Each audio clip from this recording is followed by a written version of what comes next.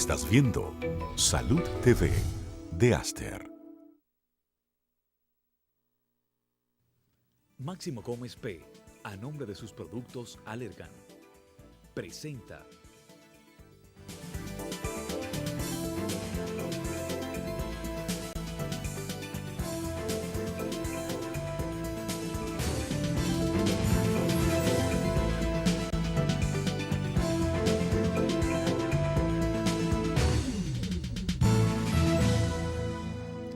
Muy buenas noches, amigos televidentes, bienvenido una vez más a su programa Ojo con la Vista, y yo soy el doctor Juan Lorenzo Ubiera. Como es de costumbre, cada semana llevamos un tema de mucho interés para educar sobre el tema de oftalmología, la importancia sobre sus ojos y su salud visual. Nuestro invitado del día, nuestro gran amigo el doctor Joaquín Lora, especialista en córnea, quien nos va a deleitar con mucha información de vital importancia para el cuidado de sus ojos. Recordamos que nuestro contacto vía electrónica es ojoconlavista@hotmail, y además estamos en las redes sociales de Facebook, YouTube y Twitter bajo la cuenta de Ojo con la Vista. Amigos, vamos de entrada directamente con nuestras noticias del día en el noticiario de Ojo con la Vista.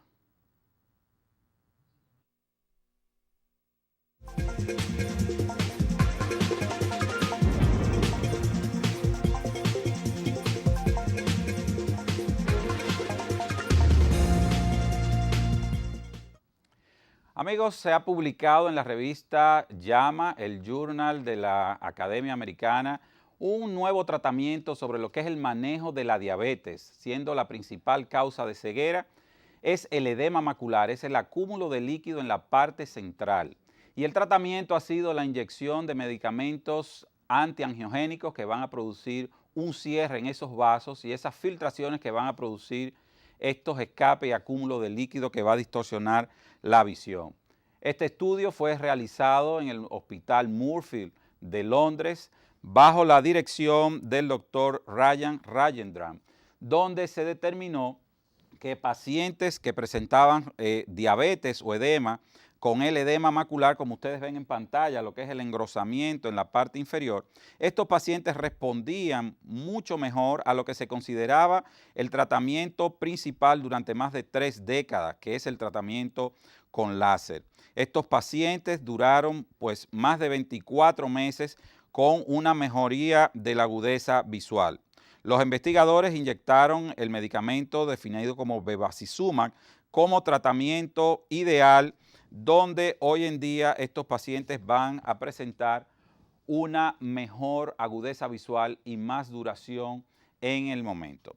En otro orden, en relación a estudios realizados con antibióticos, se relacionó el uso de la fluoroquinolona, antibióticos de amplio espectro, con el desprendimiento de retina. Este estudio, publicado en la misma revista, fue realizado en la Universidad British de Columbia bajo la dirección de David Maberly, y estos pacientes asociaban el desprendimiento de retina por una alteración en la síntesis del colágeno que va a formar la gelatina que completa la parte interna del ojo. Estos científicos estudiaron la relación entre la fluoroquinolona y el desprendimiento de retina. También anteriormente había sido relacionado estos antibióticos con la ruptura de tendones, sobre todo en las articulaciones del tobillo. Debido a que la síntesis del colágeno es importante, se realizó este estudio tratando de relacionar estos antibióticos. Para esto fue utilizado la base oftalmológica de British Columbia, donde entre el año 2000 a 2007 fueron evaluados toda esta persona y se relacionó en el uso continuo o reciente o pasado con el uso de los antibióticos. Se encontró una mayor asociación de estos pacientes con más de un 3.5 veces. Esto quiere decir que en 2.500 personas promedio uno puede presentar un desprendimiento de retina. Esto es en relación al uso de antibióticos que los médicos hoy en día deben de relacionar estas posibles complicaciones en oftalmología. Y en otro orden, en la revista Archivos de Neurología se publicó que el movimiento ocular, definido como el nistagmus, un movimiento involuntario de los ojos, puede ser relacionado con lo que es el diagnóstico de la enfermedad de Parkinson. Este estudio, también publicado, seleccionaron más de 112 personas que sufrían la enfermedad de Parkinson y esta fue diagnosticada. Se compararon los puntos de fijaciones y prácticamente esto puede anteceder lo que es las apariciones de las manifestaciones generales de esta enfermedad hoy en día. Más del 63% de las personas que padecían Parkinson podían tener este tipo de alteraciones. Definen que los movimientos de la cabeza no estaban relacionados con los hallazgos, simplemente estos movimientos oculares pueden anteceder lo que sería la enfermedad de Parkinson. Y para concluir, medicamentos sobre la osteoporosis también van a producir tipos de irritaciones. El medicamento del grupo bifosfonato oral va a producir irritaciones oculares. Esto es importante. Personas que tengan algún tipo de tratamiento deben de tener ya documentado las posibles alteraciones de irritaciones oculares. Amigos de Ojo con la Vista, esto ha sido las noticias del día. Vamos a una pausa comercial y de regreso continuamos con nuestro invitado del día, el doctor Joaquín Lora, oftalmólogo especializado en córnea, cirugía plástica, que reside en la ciudad de Santiago. Vamos a un parpadeo y a nuestro regreso continuamos con el contenido del programa.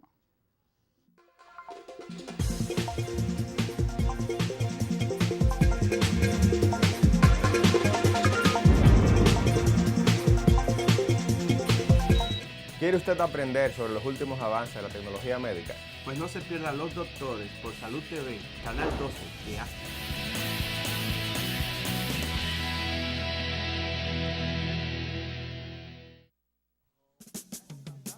Nosotros te enseñamos a quererte. En Belladerma somos profesionales en hacerte querer, que descubras tu belleza más allá de la belleza, que seas capaz de ver donde nunca antes habías visto, sentir donde nunca antes habías sentido. Belladerma Medicina Estética. Todo lo hermoso que llevas dentro, nosotros te ayudamos a mostrarlo. Tratamientos estéticos faciales y corporales. Belladerma Medicina Estética. Un lugar para quererte. 809-532-6479. Refresh, tus gotas lubricantes para eliminar la resequedad de tus ojos. En su presentación, Refresh Tears, de acción rápida, con las mismas propiedades de tus lágrimas. Y Refresh Liquid Gel, para una lubricación por más tiempo. Refresh, un producto Allergan. Mi nombre es Vicente Santana, médico especialista en nutriología clínica. Nutrición, de cómo escoger sus alimentos y cómo cocer estos alimentos, que es sumamente importante la actividad física, cualquier actividad física, ya sea caminar, correr. No somos solamente un cuerpo físico, somos también energía, alma y espíritu. El ser humano es lo que come, lo que piensa. Soy el doctor Vicente Santana y estaré con ustedes por aquí, por Salud TV.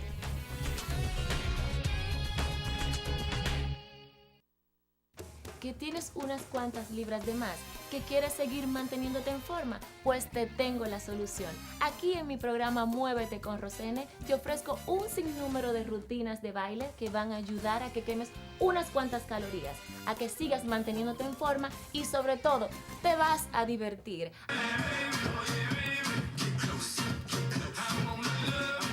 Acompáñame aquí en mi programa Muévete con Rosene por Salud TV. Así que, le damos. Vamos arriba.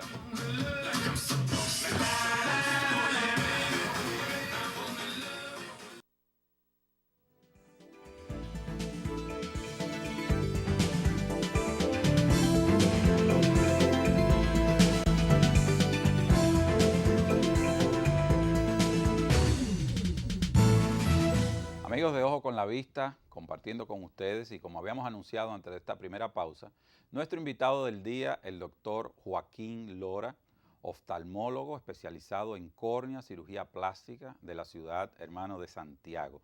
Bienvenido, doctor Lora, aquí a su programa Ojo con la Vista. Gracias, Juan Lorenzo. La verdad que es un placer finalmente que se nos haya dado después de tus múltiples invitaciones y la agenda un poquito complicada, pero finalmente se nos dio podernos juntar el día de hoy. La verdad es que es un placer poder compartir contigo esta tarde en tu programa. Para mí es un privilegio también. Doctor Lora, todas las informaciones que usted nos trae sabemos que es de primera línea, pero explíquenos a nuestros amigos televidentes qué es la córnea en el ojo.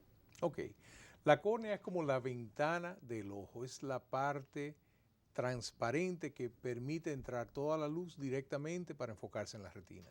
Ok, esto puede tener, o sabemos que tiene algunas complicaciones propias de esta estructura. ¿Cuáles son las más frecuentes que se registran en la consulta del día a día? Bueno, en la consulta del día a día es muy frecuente encontrar procesos inflamatorios, infecciosos, pero las más temibles son las que te llevan a la ceguera por causa corneal. Y yo quiero enfocar una de estas enfermedades el día de hoy, que es la que se llama queratocono.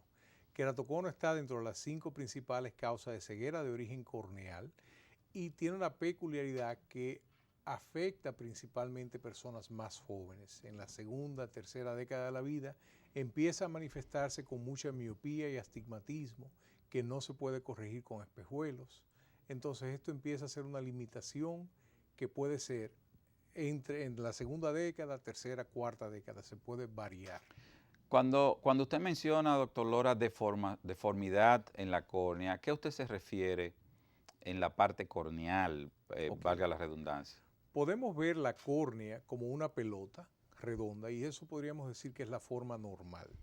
Y cambiando de una pelota de pelota como tal a la forma de un huevo o de un balón de fútbol americano, fíjate que tiene una curvatura mucho más pronunciada y mucho menos pronunciada. Se hace más puntiaguda. Entonces, en la córnea, en la enfermedad con el queratocono, se hace mucho más puntiaguda, se hace mucho más pronunciada esa curvatura. Okay. ¿Esto puede ser hereditario? ¿Familias desarrollen los queratoconos? Sí, hay un factor hereditario definitivamente, pero más importante que la herencia está el tallado del ojo.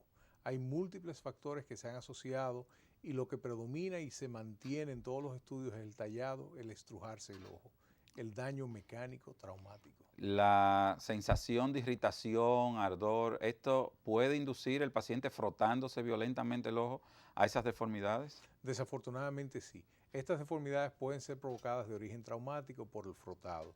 Estas enfermedades frecuentemente se asocian con procesos alérgicos que causan mucho escozor y mucha molestia y eso lleva a que el paciente tenga que estrujarse frecuentemente. Y ese estrujado provoca una ruptura mecánica en las fibras que hace que cambie la forma de la córnea. Ok, dentro del manejo hoy en día, ¿qué se le puede plantear a nuestros pacientes en la consulta?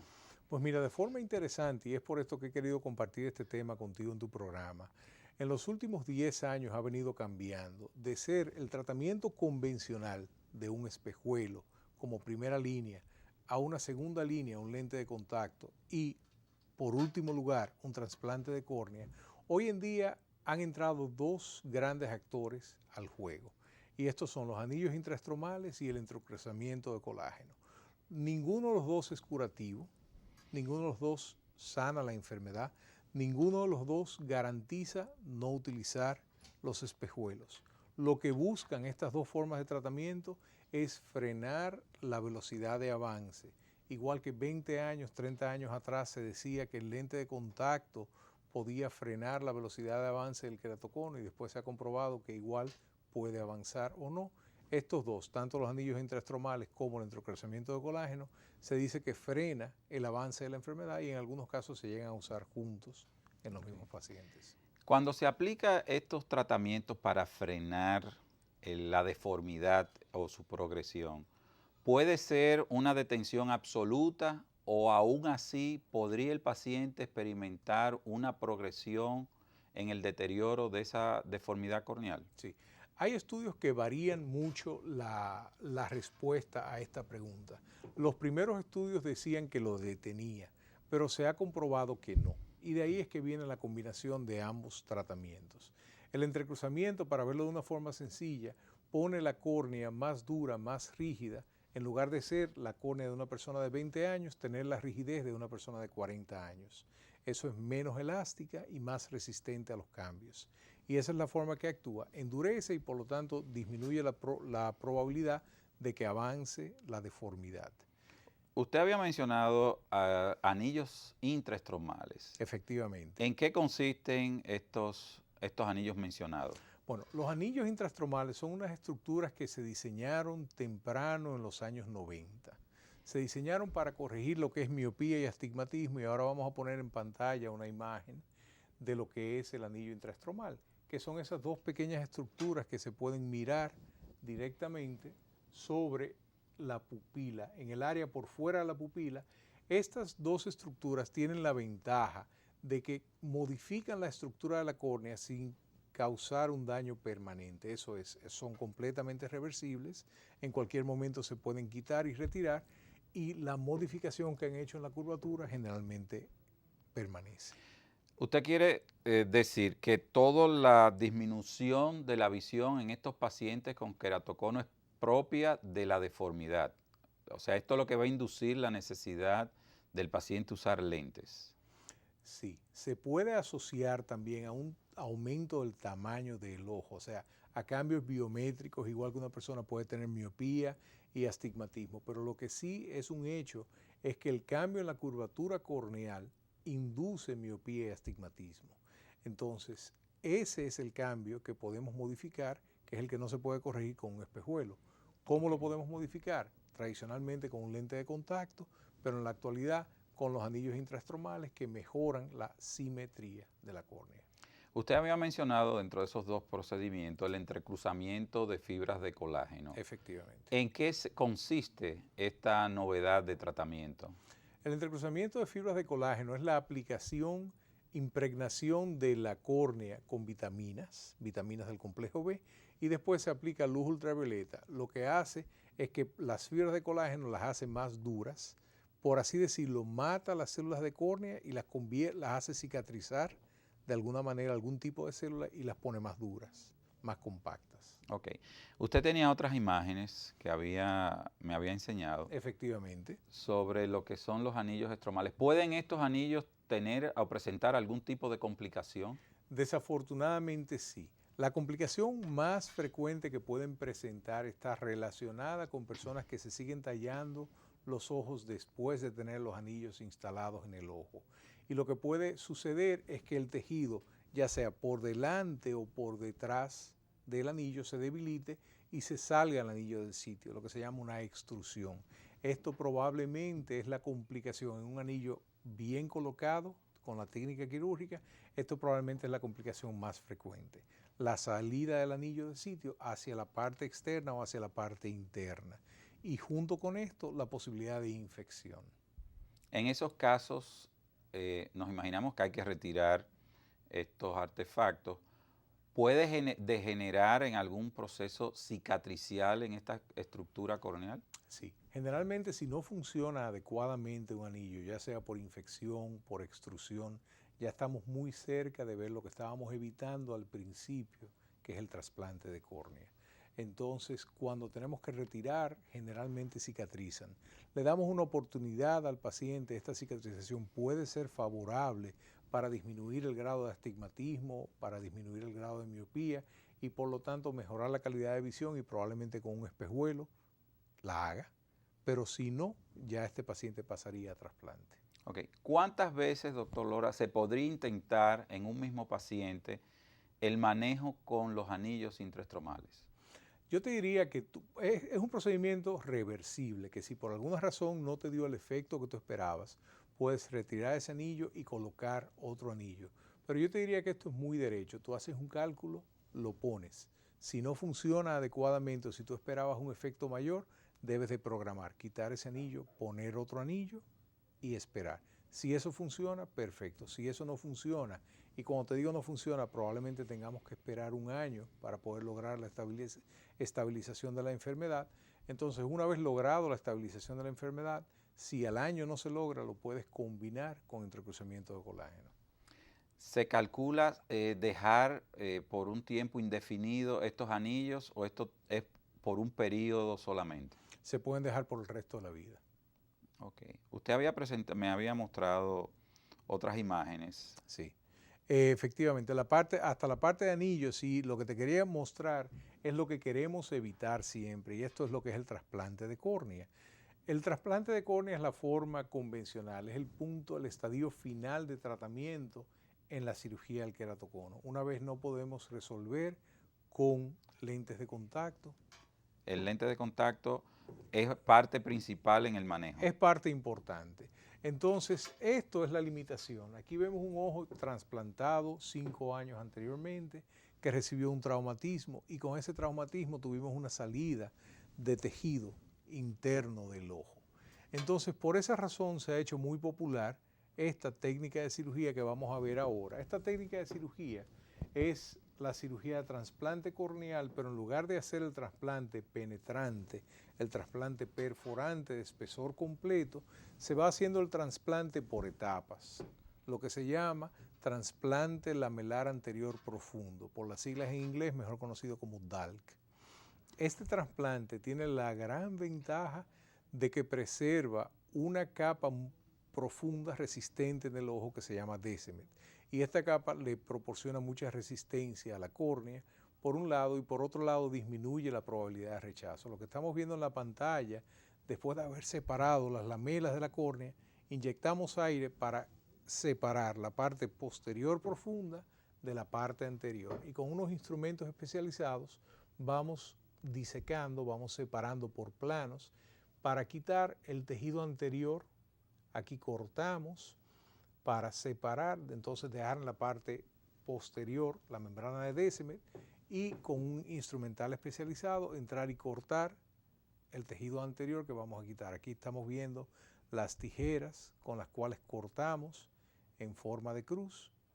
En caso, doctor, de algún tipo de cicatrización, fibrosis, ¿estos serían los tratamientos de trasplante hoy en día usados o se maneja lo anterior como a espesor completo?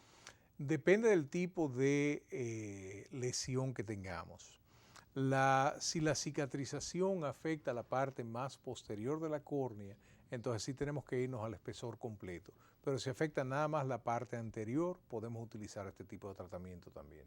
Ok, para los casos, como había mencionado, del queratocono, estos tratamientos parciales o totales, ¿cuáles son los seleccionados? Lo ideal es utilizar el tratamiento parcial, el lamelar anterior profundo, porque se preserva la capa más profunda, como te decía, del ojo, y al preservar la capa más profunda podemos tener una mejor probabilidad de éxito. Aquí estamos viendo ahora en la pantalla la imagen del tejido trasplantado. Se trasplanta el 85-90% anterior y se deja el 10-15% posterior, que es la capa que se ve más hacia la parte de abajo en la televisión. Antes de una pausa, una última pregunta. ¿Aumenta la receptividad de estos trasplantes con esta técnica? ¿Es mayor o igual a la anterior de espesor total? No, hay estudios que reportan que es mucho mayor con esta técnica.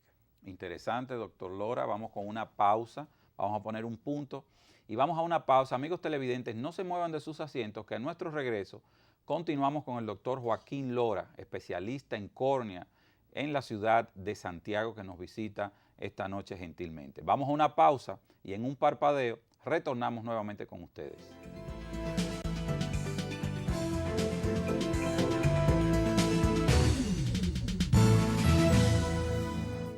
Si usted quiere sacar el mejor provecho posible de su seguro médico y conocer cómo resolver cualquier dificultad que se le presente, sintonice nuestro programa Asegure su Salud todas las semanas por Salud TV de Aster, Canal 12.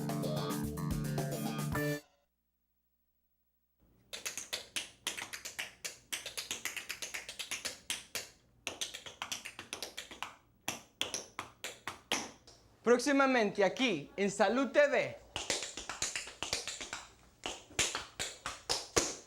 Táptico. Refresh, tus gotas lubricantes para eliminar la resequedad de tus ojos. En su presentación, Refresh Tears, de acción rápida, con las mismas propiedades de tus lágrimas. Y Refresh Liquid Gel para una lubricación por más tiempo. Refresh, un producto Allergan. Los pacientes que se someten a cirugía cardíaca comúnmente tienen que utilizar anticoagulantes. Algo que aunque te lo cuente, si no lo vives, no sabes cómo es la experiencia. El tour que te lleva por los centros médicos y hospitalarios del país de una forma diferente y entretenida, mostrándote los servicios y nuevas tecnologías que pueden ayudarte a preservar tu salud. Porque las buenas iniciativas son las que tenemos que apoyar. Tour Médico. Tour Médico te invita a realizar un tour por tu cuerpo. Lunes a las 10:30 de la mañana por Salud TV de Aster.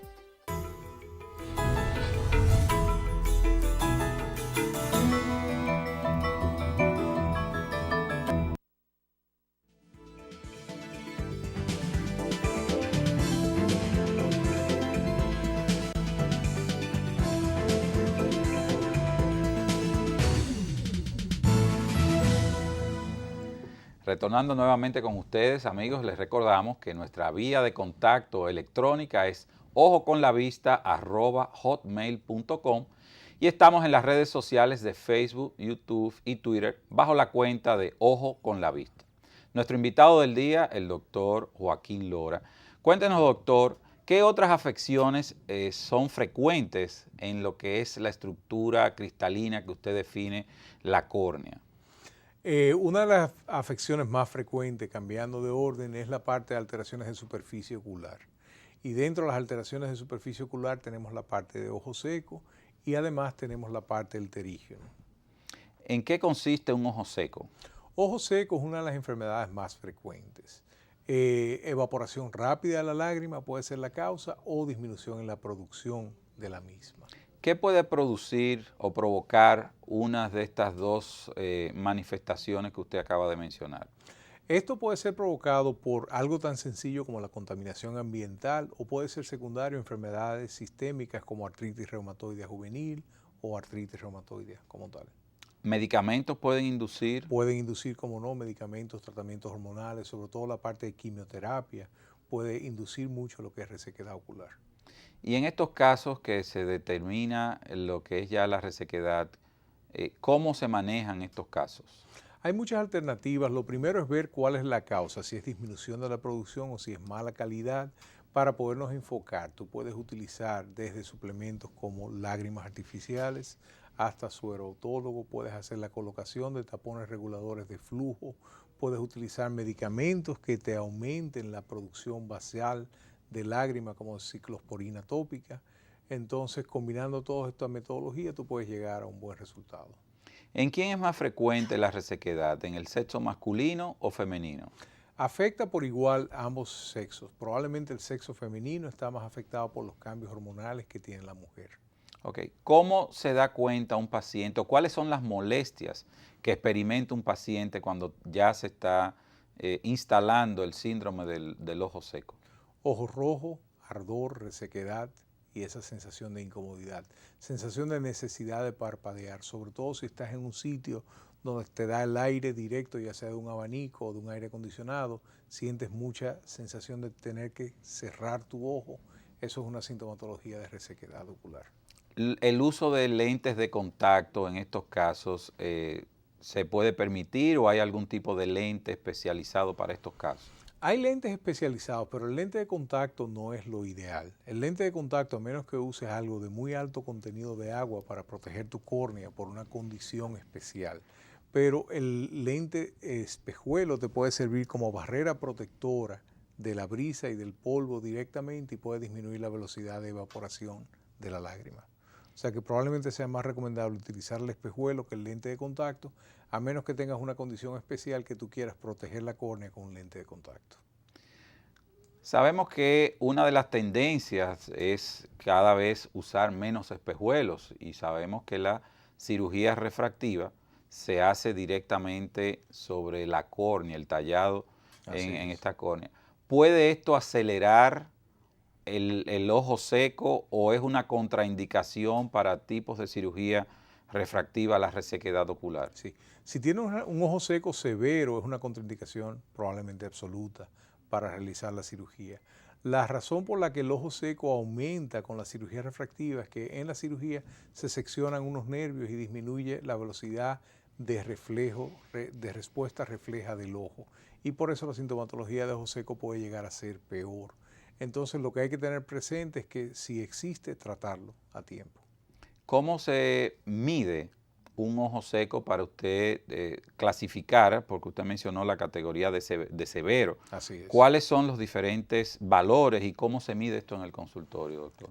Hacen una serie de pruebas de cantidad de lágrima, donde evalúas el menisco, evalúas el tiempo de ruptura, pones una tinción especial de fluoresceína y ves cómo se rompe la lágrima. Eso te habla de la evaporación.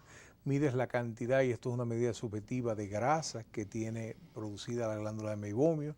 También puedes hacer con o sin anestesia la medición directa con unas tiritas de un papel especial que se llama prueba de Schimmer, que te dice cuántos milímetros estás produciendo en un periodo determinado, en 1, 3 o 5 minutos.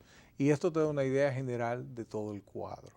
En base a eso y en base a los hallazgos que tienes directamente en la córnea de datos de resequedad, puedes tomar la decisión de qué forma de tratamiento utilizar. Anteriormente usted había mencionado de que se usaban gotas, inclusive hasta inmunosupresores de tipo de ciclosporina. Así es. Y nosotros sabemos que existen una gama de lubricantes, gotas artificiales. ¿Cuáles son los tipos diferentes entre estas gotas o lubricantes que hay?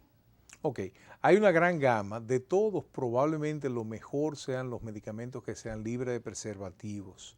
Porque a la hora, una cosa que tenemos que tomar en cuenta a la hora de poner un medicamento en el ojo es la toxicidad que podemos dar con este mismo medicamento, y esto puede ser dado por el preservativo que tenga un medicamento. Entonces, básicamente lo que vas a utilizar, tienes como 5 o 6 diferentes compuestos en la parte de la lágrima que lo vas a ir eligiendo dependiendo del caso, lo vas a ir combinando con inmunosupresores esteroides y puedes llegar incluso a preparar gotas del propio suero de la sangre del paciente, del plasma. En la diferente estratificación del uso de los medicamentos, ¿cuál es el primer escalón en el manejo? ¿Cuáles son los diferentes niveles en el manejo de ojo seco que está disponible hoy en día para nuestros pacientes? Ok, probablemente lo más sencillo sea simplemente higiene en la parte de los párpados y el uso de lubricantes. Esto lo puedes ir combinando si tienes una disminución en la producción de lágrimas con el medicamento inmunosupresor. Lo puedes combinar también con los tapones reguladores de flujo para disminuir la velocidad de salida de la lágrima y aumentar el tiempo de permanencia. Puedes utilizar una lágrima más espesa que dure más tiempo, y por las noches puedes utilizar una lágrima viscosa, pesada. Ok. Hablamos sobre la superficie corneal. ¿Qué entidades van a afectar o son más frecuentes en el diagnóstico de nuestros pacientes? Ok. Probablemente una de las enfermedades más frecuentes en nuestro medio es la parte del pterigion. El pterigion, conocido vulgarmente como uña, es un engrosamiento, es como una tumoración benigna de tejido que crece en la parte blanca del ojo y crece hacia la córnea. Ok, ¿qué es lo que produce la aparición de este engrosamiento en la conjuntiva? Esto se ha relacionado directamente con radiación ultravioleta, con el sol, el calor, y este tipo de exposición es lo que hace, junto con un factor genético, que crezca este tipo de enfermedades. Es mucho más frecuente en países tropicales o cercanos al trópico, donde la radiación, el nivel de radiación ultravioleta es mucho mayor. ¿Cuáles son las sintomatologías que va a producir el pterigion o uña en nuestros pacientes? El pterigion tiene dos tipos de sintomatología: la parte cosmética, lo feo que se ve, que es rojo y es incómodo, y la parte funcional, que provoca resequedad, ardor y mucha molestia de este tipo. Muchas veces encontramos la creencia en nuestros pacientes de que estos pterigion pueden cruzarse o pueden causar algún tipo de ceguera. ¿Qué hay de realidad en esto? La probabilidad de que el pterigion se cruce o que se junte un pterigion nasal con un pterigion temporal de los dos lados es muy, muy extraño. Puede llegar a ocurrir, puede haber alguna forma de ceguera por pterigion, pero tiene que ser muy avanzada, tiene que ser algo que dure mucho tiempo, sin tratamiento, y efectivamente puede llegar a juntarse, pero es muy raro.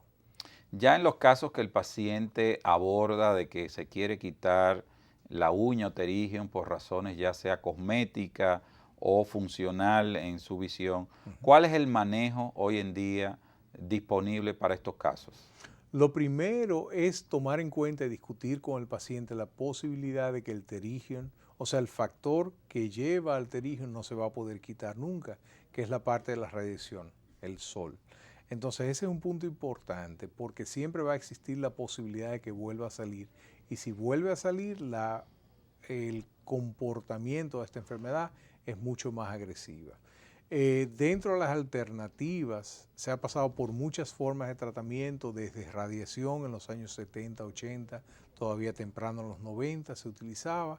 Después de eso se pasó a la parte de antimetabolitos, que en la actualidad algún grupo de personas lo siguen utilizando, pero se ha comprobado que los antimetabolitos tienen efectos secundarios similares a la radiación, entonces cada día están un poquito más en desuso. Y lo que más se está utilizando en la actualidad es el uso de autoinjerto, coger tejido de la misma conjuntiva del paciente, células madre del limbo y trasladarlas al sitio donde estaba la uña. Y esto lo puedes hacer con cirugía, con puntos interrumpidos, con puntos corridos, con pegamento tisular y algunos de nuestros colegas lo hacen incluso sin puntos. Ok. ¿Cuál es la recuperación, el postoperatorio en casos de cirugías de uña o pterygium? La cirugía de uña o pterygium tiene una recuperación un poquito más lenta que, por ejemplo, el estándar en la cirugía de ojos, que es la cirugía de cataratas. La razón es porque estás afectando, estás quitando tejido de la superficie ocular y estás movilizando mucho tejido, pero tú tienes que calcular más o menos de 10 días a 3 semanas de recuperación completa para una cirugía de pterygium. ¿Podrían haber otras complicaciones que simulen o imiten los pterygium en la superficie ocular? Sí, desafortunadamente esto es bien triste porque son eventos raros. Aquí en pantalla tenemos una condición que parece un pterygium y si hacemos una tinción especial con una sustancia que se llama rosa de Bengala, vemos que esa sustancia marca mucho toda la superficie. Marca mucho toda la superficie hablando de que aquí hay algo que probablemente no sea lo más normal. Y estos casos pueden llegar a terminar en tumores de la superficie ocular que pueden llegar a ser invasivos de forma muy agresiva, poniendo incluso en peligro la vida. Son muy raros. En una población como República Dominicana, esto se calcula por la estadística entre 1 a 2 casos hasta 300 casos. No más de ahí en la incidencia como tal. Pero estos casos se dan desde un diagnóstico inicial de pterygium, que es muy común. ¿El abordaje es similar en casos donde sea ya una malignidad esta afección en la conjuntiva? El abordaje original debe de tener en común que todo tejido que sacamos del organismo debe de ser visto bajo el microscopio. Si tuviéramos eso si respetáramos eso como protocolo, podríamos lograr detectar las malignidades muy tempranamente y poderlas manejar sin mucho deterioro. Pero en este caso que te mostré la foto hace un momentico, es un caso triste porque tenemos un paciente joven de 42 años expuesto por su trabajo al sol y esta tumoración que se puede ver en esa zona que invade la córnea y la esclera llega incluso a afectar todo lo que es la parte interna del ojo, lo que se llama cuerpo ciliar. Y aquí estamos viendo un estudio de ultrabiomicroscopía con ultrasonido, donde se ve afectado toda la córnea y se ve que esto afecta la parte interna del ojo. En estos casos, doctor, donde ya hay una invasión a tejidos más profundos, ¿cómo podría manejarse? ¿Hay que eviscerar, enuclear el ojo o por medio de radiación? Lo primero que hicimos en este caso fue hacer un diagnóstico y para eso hicimos una biopsia. Una biopsia porque sabíamos que daba la impresión de tumor, pero teníamos que tener el nombre y apellido del tumor. Entonces para esto sacamos un gran fragmento de tejido ya con el estudio anterior que vimos que ese tumor llegaba hacia la parte interna del ojo. Entonces con esto queremos ver el tipo de tumor y con el tipo de tumor vamos a saber la forma de manejo. Okay. En estos casos ya sabemos que hay una lesión maligna. ¿Puede repetirse esto en el ojo contralateral? En el ojo contralateral es muy poco probable, pero en el mismo ojo puede volver, como pasó en este caso, a salir. Y en este caso el tratamiento fue lo que se llama una enucleación, incluyendo la parte de párpado como estamos viendo en la pantalla. Se quitó todo el ojo con los párpados y este fue un tratamiento para luchar para salvar la vida. En la pantalla estamos viendo la parte de arriba, el estudio original que teníamos comparado con la histopatología, que nos muestra que el tumor afectó toda la superficie del ojo y entró y creció. El siguiente punto después de eso era crecer hacia diferentes estructuras del órgano, vasos linfáticos, que afortunadamente en él lo hemos seguido ya por 9 meses y no ha tenido ninguna afectación. Inclusive dar ya el traste con la vida misma del paciente por las siembras a distancia. Así es. En estos casos, ¿cómo se canaliza el manejo de ese paciente? El manejo de este paciente es junto con un cirujano plástico ocular, donde se hace la exanteración, pero también se involucra en todo esto un oncólogo clínico para la investigación del paciente y sobre todo a intervalos de cada 3 meses está rastreando con tomografías a nivel de tórax, abdomen y cuello para ver si hay algún ganglio comprometido con la tomografía y si lo hay, entonces actuar. Ok. Doctor Lora, tenemos una llamada en el área. Buenas noches, ¿con quién hablamos? Sí, bueno, está hablando con Ramón Antonio Castro Castillo. Sí, adelante, buenas noches. Rosa Primera en Los Minas. Me gustaría saber por qué el ojo me arde. Vamos a una pausa con el permiso. Bueno, antes de la pausa la tenemos en el aire. Sí, buenas noches. Sí, hola. Adelante, sí. Tenemos, parece que problema en la central. Vamos con su permiso, doctor Lora, y ustedes, amigos televidentes, a una pausa. Nuestro amigo televidente que está llamando, vamos a tratar de contestar, recibir y contestar su llamada en el aire. Vamos a una pausa y en un parpadeo retornamos nuevamente con ustedes.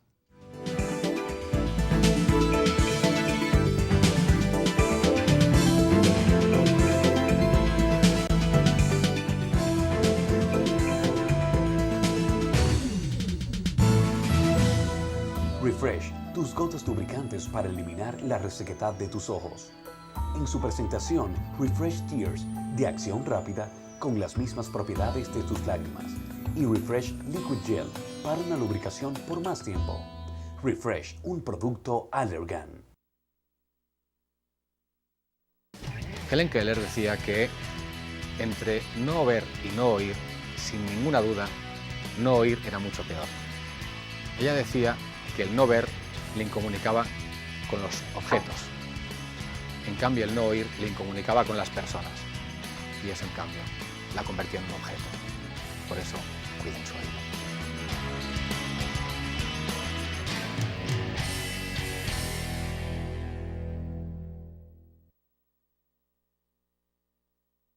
Mi nombre es Vicente Santana, médico especialista en nutriología clínica. Nutrición, de cómo escoger sus alimentos y cómo cocer estos alimentos. Que es sumamente importante la actividad física, cualquier actividad física, ya sea caminar, correr. No somos solamente un cuerpo físico, somos también energía, alma y espíritu. El ser humano es lo que come, lo que piensa. Soy el doctor Vicente Santana y estaré con ustedes por aquí, por Salud TV.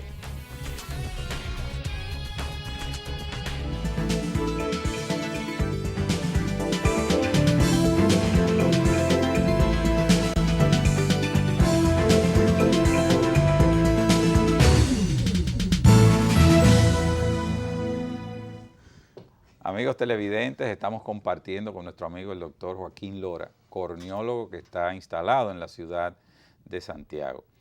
Doctor, dentro de las causas de disminución de la visión habíamos mencionado las corneales. ¿Qué otras pueden producir una disminución de la visión de los pacientes? Bueno, yo no puedo dejar de mencionar aquí en tu programa la parte de la disminución principal de visión en nuestra República Dominicana, que es la catarata. La catarata es la principal causa, ha sido toda la vida y lamentablemente al paso que vamos seguirá siendo la principal causa de disminución de visión, afortunadamente reversible. Realmente, ¿qué es la catarata? ¿Qué es lo que produce esto que llamamos tan común cataratas? Tenemos dentro del ojo un lente que se llama cristalino. Ese lente nos permite poder enfocar y mirar muy bien cuando somos jóvenes, si no necesitamos lentes, ver bien de lejos, ver bien de cerca. Cuando llegamos a los 40, 50 años empezamos a necesitar la parte de lentes para visión cercana. La razón por la que necesitamos los lentes para visión cercana es porque ese lentecito cristalino va perdiendo su capacidad de enfocar, su capacidad de cambiar la forma, y probablemente este sea la primera sintomatología de catarata, aunque en la actualidad no se considera así. Y con el paso del tiempo se va haciendo menos transparente, se asocia también con la radiación ultravioleta y deja pasar menos luz, pierde su transparencia y se convierte en cataratas. ¿Cómo se diagnostica en la consulta las cataratas? Se hace por evaluación clínica directa, por inspección directamente, o tú puedes hacer una determinación de la sensibilidad de visión, aunque no tan específico para cristalino. Tú puedes ver lo que es aberraciones en todo el medio ocular, pero específicamente la forma de verlo es con lámpara de hendidura o con un instrumento de Pentacam para ver la graduación del cristalino. Una vez ya diagnosticada en nuestra oficina, ¿cómo se maneja la catarata? La primera etapa en el manejo de la catarata es el uso de los espejuelos. El uso de los espejuelos para llevar al paciente a lo que es su 100% de visión. Cuando esta visión ha disminuido de forma tal que provoca una limitación en la calidad de vida o en el rendimiento del trabajo, entonces pasamos al manejo quirúrgico, donde se quita la catarata y se reemplaza por un lente intraocular que lo sustituye. Dentro de los lentes intraoculares, ¿existe alguna diferencia de uno a otro en los que seleccionamos para nuestros pacientes? Claro que sí, tenemos todo el espectro de lentes intraoculares, desde lentes intraoculares muy sencillitos que podemos conseguir para grandes campañas de prevención de cegueras a muy bajo costo, de muy buena calidad, hasta lentes intraoculares muy sofisticados, que es lo que se denominan como lentes intraoculares premium. Estos lentes de contacto te pueden te pueden permitir corregir factores adicionales como lo son el astigmatismo y la presbicia. O sea, quiere decir que cuando los pacientes son operados de catarata, ¿podría eliminarse la necesidad de uso de espejuelos de montura residual en estos casos? Podría disminuirse de forma significativa. La parte de la presbicia que tanto molesta, el uso cotidiano de los lentecitos, las lentillas para poder leer, ¿podría estar incluida dentro de la selección de los lentes intraoculares hoy en día? Te cuento, desde que yo hacía la residencia, yo veía en los años 90 cómo se hacía cirugía hexagonal para el manejo de la hipermetropía. Junto con eso se hacían algunas técnicas diferentes a nivel corneal para el manejo de la presbicia. Pero por alguna forma, cuando tú miras que una técnica va cambiando, no permanece con el tiempo, quiere decir que algo no funciona muy bien. En los últimos 10 años se ha mantenido el uso de los lentes intraoculares para corregir la presbicia con diferentes maneras, lentes intraoculares acomodativos, lentes intraoculares pseudoacomodativos, lentes intraoculares apodizados, lentes intraoculares bifocales, multifocales. Esto parece ser una solución aceptable porque ya va cumpliendo cerca de 20 años en el mercado y el nivel de aceptación es cada día mayor. Hay que ser candidato para poder calificar para un tipo específico de un lente intraocular que corrija no solamente la visión lejana, sino la parte de la visión cercana. ¿Influye el estilo de vida del paciente en la selección de los lentes intraoculares, doctor Lora? No solamente el estilo de vida, sino también la personalidad del paciente, la calidad de visión de lo que necesita ver por su capacidad de trabajo y por su estilo de vida como tal. Dentro de las causas de la aparición de la catarata se mencionó en primer orden la edad. ¿Existen otras variables posibles que induzcan a esta opacidad del cristalino? Claro que sí, pueden ser causas metabólicas, pueden ser causas infecciosas, pueden ser causas traumáticas, pueden ser causas congénitas. Hay una gran variedad de factores. La edad que normalmente aparecen las cataratas.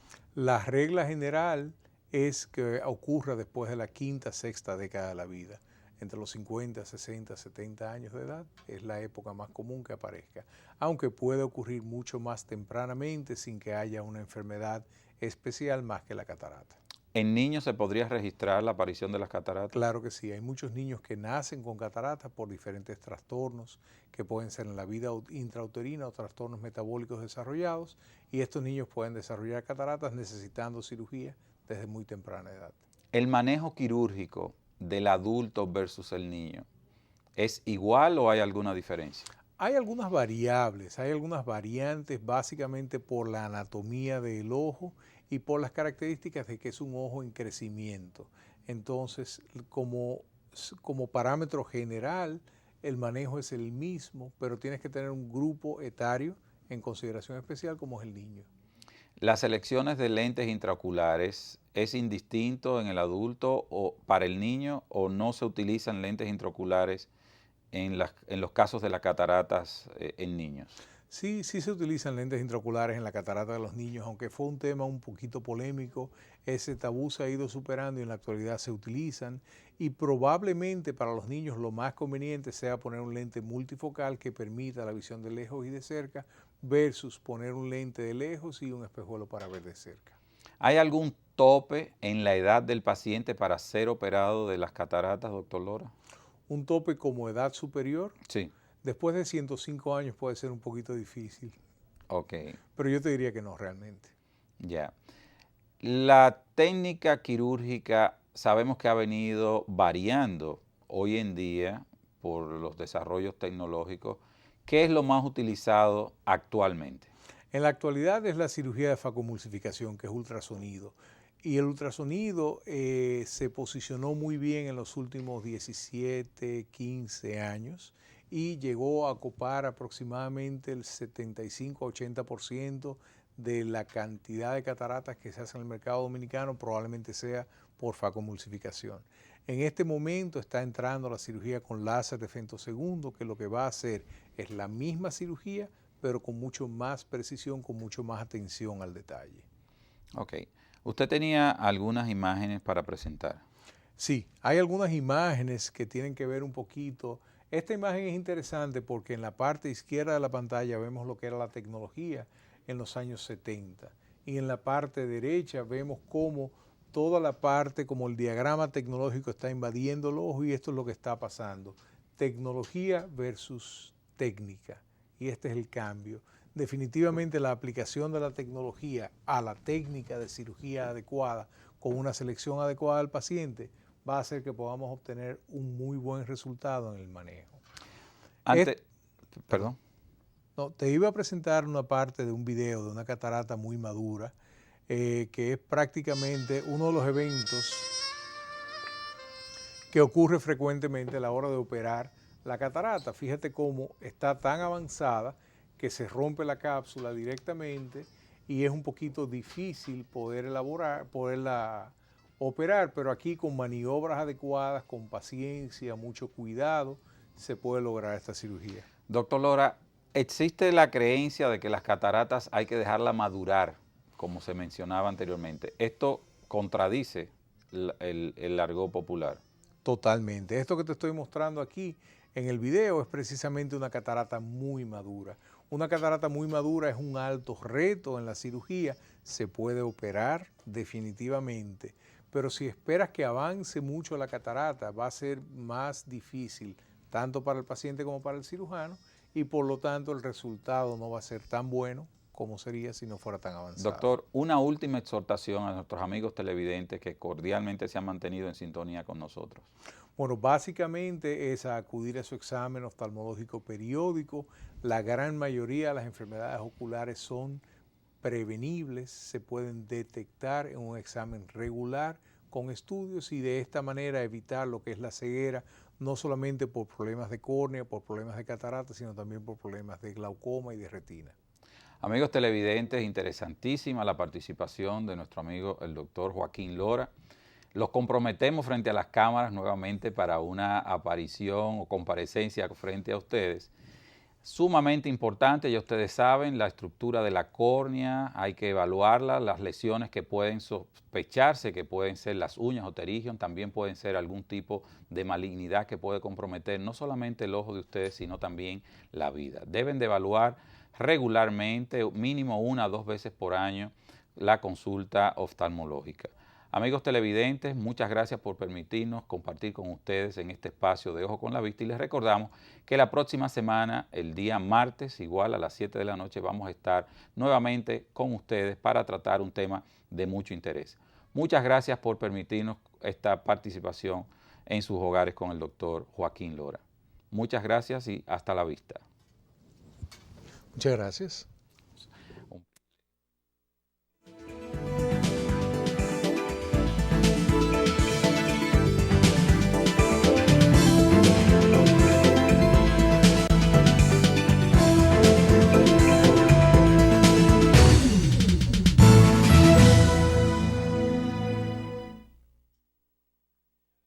Refresh, tus gotas lubricantes para eliminar la resequedad de tus ojos. En su presentación, Refresh Tears, de acción rápida, con las mismas propiedades de tus lágrimas. Y Refresh Liquid Gel, para una lubricación por más tiempo. Refresh, un producto Allergan. Esta cápsula es patrocinada por Laser Center. El glaucoma es la principal causa de ceguera irreversible en nuestro país. El nervio óptico comienza a sufrir un daño por el aumento de la presión intraocular y el ojo, que actúa como si fuera un pequeño globo, en vez de aumentar de tamaño, el nervio óptico comienza a sufrir como si estuviera pisando un cable eléctrico. Este daño en el nervio óptico eventualmente va produciendo escotomas o áreas donde no hay visión en el campo visual. El lente intraocular es el dispositivo que se usa de forma rutinaria en la cirugía de catarata. Es lo que sustituye a la catarata y es lo que le va a permitir poder ver. Converse con su médico antes de la cirugía para así obtener los mejores resultados en su cirugía de catarata. Esta cápsula fue patrocinada por Laser Center.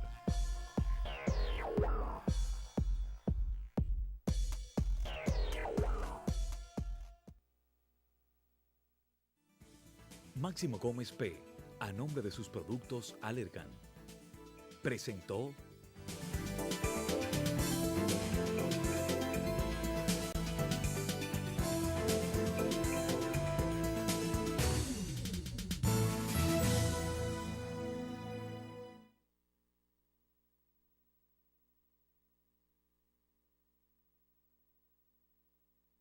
Estás viendo Salud TV de Aster.